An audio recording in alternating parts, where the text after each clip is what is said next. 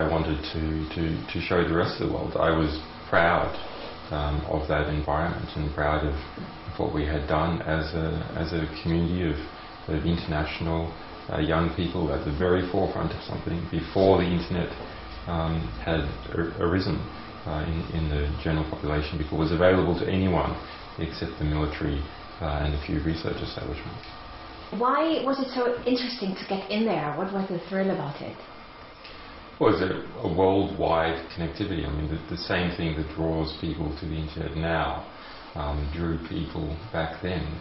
Of course, no one knew what the internet was outside an elite group of research scientists and computer hackers.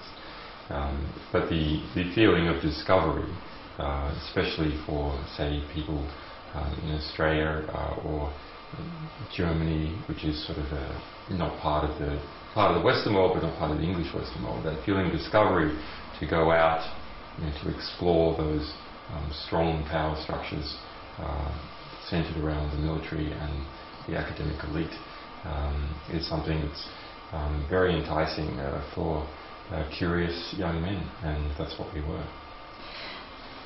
What was it that made you being more political? At that time, or well, how political were you then, and how did it change? If it did it change, and how far, and how, and why? As a person involved in the international computer underground during the late 1980s and early 1990s, yes, we were political.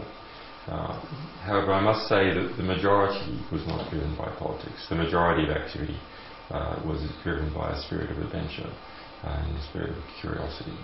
But our section of that was more political, but it was not left or right politics. Rather, it was a sort of politics of understanding and politics of exploring how great powers operate from the inside. And did you ever have the feeling of doing something illegal or criminal?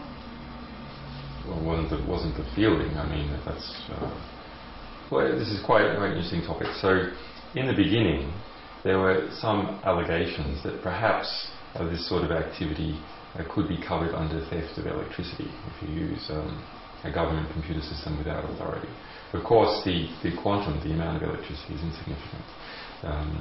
There were several schemes to then hype up computer hacking issues and thereby introduce legislation that criminalised not the effect but the action, which is itself bad law.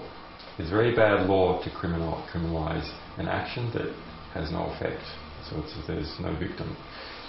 But that was successfully introduced as a result of false tabloid press in Australia and in a number of other countries. So computer crime laws that criminalised doing anything in cyberspace without written authority started to sweep into a number of countries, and into the United Kingdom, into various states in the United States, into Australia and into Germany. The problem with those laws is that they are the cyberspace equivalent of saying that everything that is not explicitly permitted is denied. So the digital equivalent of moving a chair in Australia was a 10-year imprisonment offence. That is not a world that we should tolerate. So in terms of law, it should be the case that there must be a defined victim who has come to harm, and then one can investigate the circumstances. But these early laws simply outlawed doing anything with computers that hadn't been given explicit permission. So the real world equivalent is if you walk past a piece of land without permission. Well, actually, in most countries that is not an offence. It's an offence as if you ask to stop explicitly and you continue on. Similarly, if you walk into an office building and you move a chair, that is not an offence. But in the digital realm, that is an offence. Now, the problem that we have now is that the basic structure of our society is merging in with cyberspace. So cyberspace is coordinating and linking together basic parts of our civilization. So the laws in cyberspace are actually very relevant to our lives in the real world. And if we have a regime where those laws say that everything that is not explicitly permitted is denied, then we are living in a fascist state in the real world as well, because most of our activities in the real world are coordinated through the virtual world.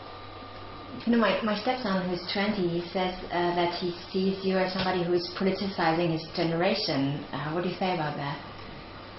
I've seen that, and that is something that's extremely hopeful, and has made us all very proud to see that sort of politicization. You know, if we go back 5 years, the internet was a political wasteland. That's the reality. You had people involved in what I would describe as diversionary activities. So these are sucked up in through some form of entertainment. There are other things that we're just about learning, which is fine. Learning how some system works or some part of the world works. But almost entirely apolitical. And where it was political, there was very little effect. But now we see that a large number of young people who communicate through the internet have seen a sort of political awakening. They have seen that their generation is not excluded from politics. That is often something that happens when there's a younger generation and there's a shift in an older generation. The older generation has ensconced itself in political positions, and it has kept the younger generation out of power and out of influence. And that is something that has, I think, that feeling has caused the younger generation to believe that it must be politically apathetic because there's simply no point in engaging in political debate because it is so excluded from those mechanisms.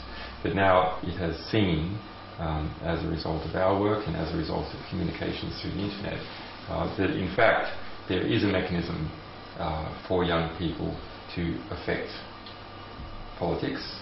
And what do I mean by politics? I don't mean party politics, I mean to affect the distribution of power.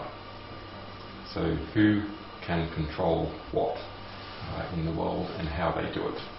And that's an extraordinary thing, and I think it's going to continue. And my friends who were activists in the 1960s, and from that generation of politically awakened young people, they say that this moment is the nearest equivalent to what they've seen, and I think they're right.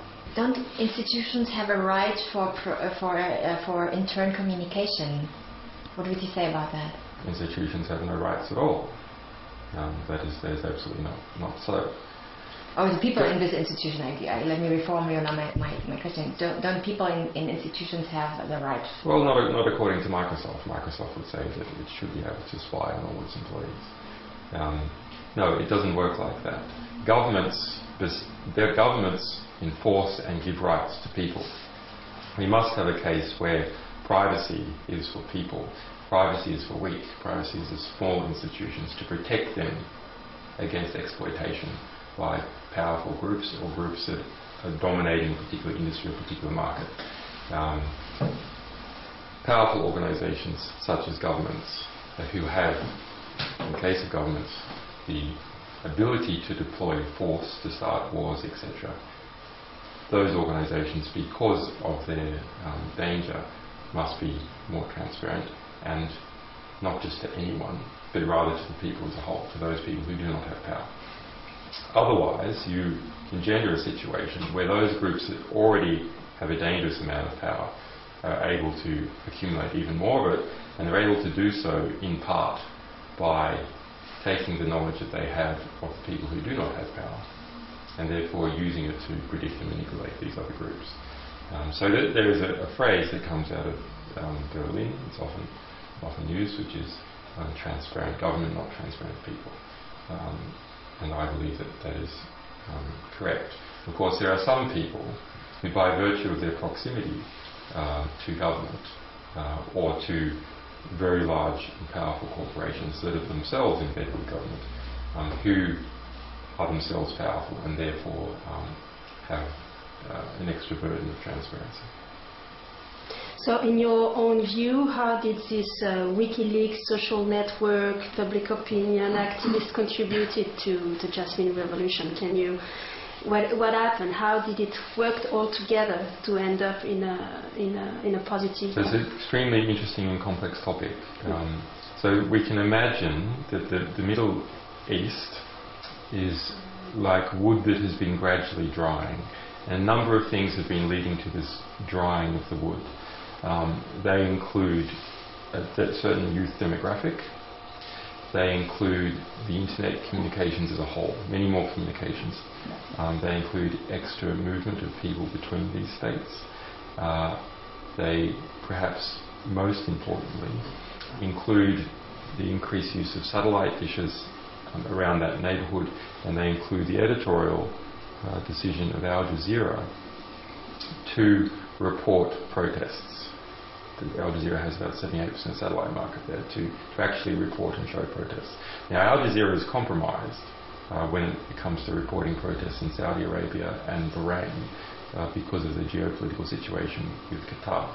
But for Tunis and for Egypt, their reportage was really quite first rate. However, that didn't spark it off. That is a drying of the wood. What appears to have sparked it off is that we published cables about those countries, many of them, and they were published in a newspaper, Arabic newspaper called Al Akbar in Lebanon, in Arabic. And then they were also picked up by WikiLeaks, a Tunisian sort of WikiLeaks clone that tries to promote our material, and translated into French. And so Arabic and French versions of these cables then spread very rapidly throughout Tunisia in early December.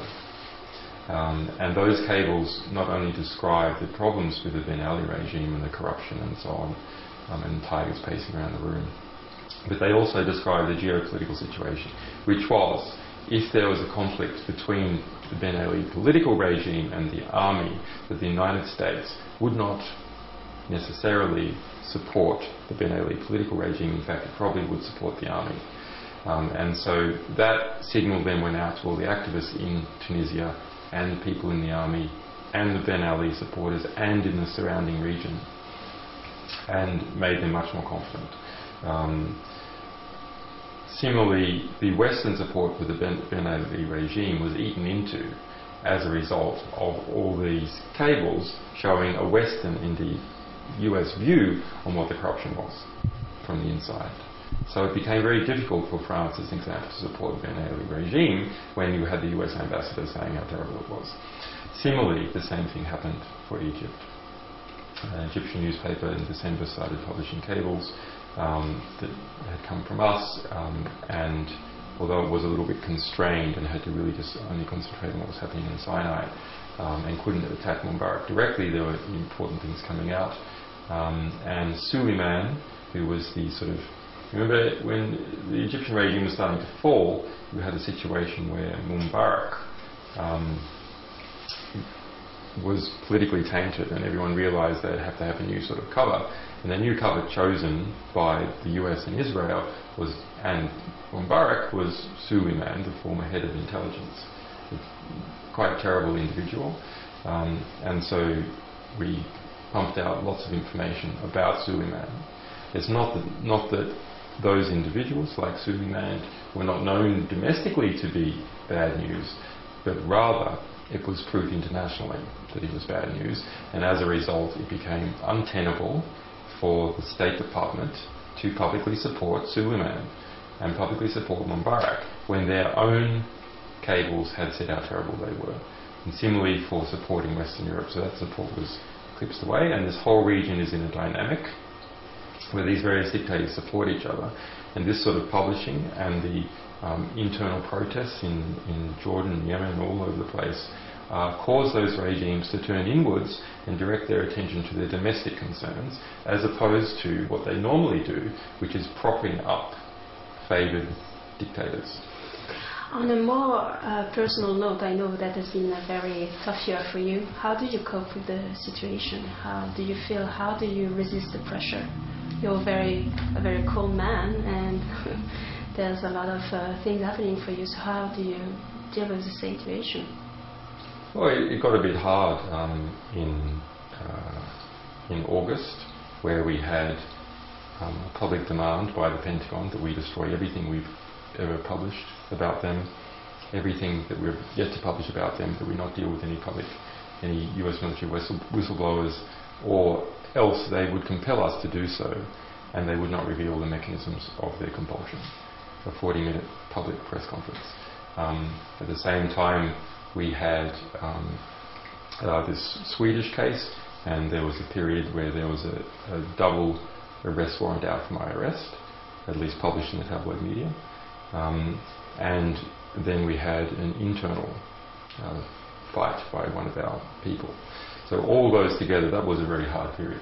But other than this period, we've been doing pretty well. We've won the battle in terms of actually getting this material out. And we weren't always sure that was achievable for a period. But we have.